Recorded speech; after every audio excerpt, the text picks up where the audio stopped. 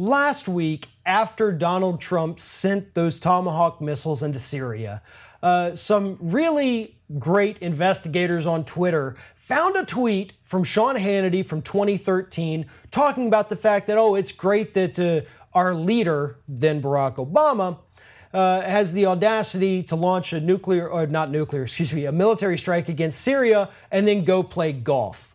Well, the reason they did that is because after Donald Trump launched these missiles into Syria, what did he do?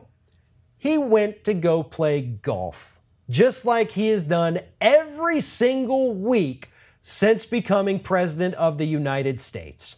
Now, I'm not going to begrudge anyone for wanting a little bit of time off, but the man has been in office for 11 weeks and hasn't gone a single week without playing golf, without taking a vacation, or at least a mini vacation. And here's the reason this is important.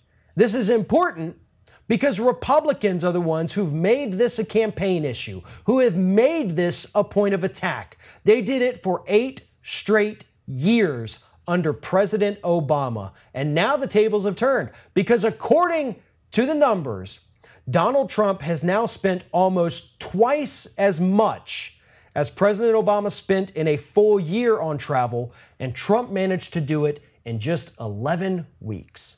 In 11 weeks, Donald Trump has used $21 million of taxpayer money to go out of town, to go on vacation, to go to Mar-a-Lago, to go golfing, basically to go have some fun and unwind, as both the United States and countries in the Middle East continue to deteriorate.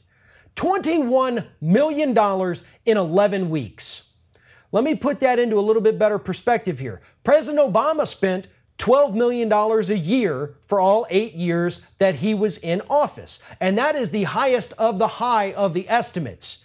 If you go with the lower numbers, he spent about $8 million a year. But let's stick to the $12 million. $12 million per year, $21 million for 11 weeks.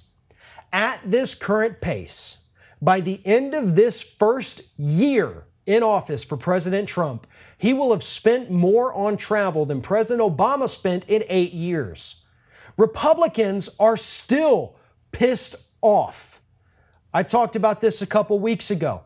They are still pissed off at President Obama for going out and golfing, for using taxpayer money to go places, or for Secret Service protection for Michelle Obama. Those were the kind of comments I got on both Twitter and YouTube on the last segment I did talking about Donald Trump's continuous vacations. Well, guess what? The numbers do not support your arguments anymore. Your president is the one ripping us off so that he can go play golf at his own golf course. Because we lose that taxpayer money. But you know what happens when he goes and stays at Mar-a-Lago, or he goes to a Trump-branded golf course to play golf? He gets that money back.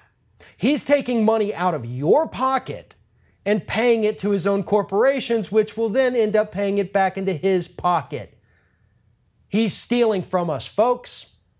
He's taking our money, going on vacation, and getting the profits from those vacations because he'll only go to places that he owns.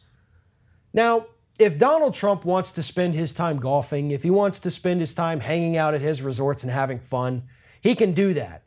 But first, he needs to resign from the office of the presidency.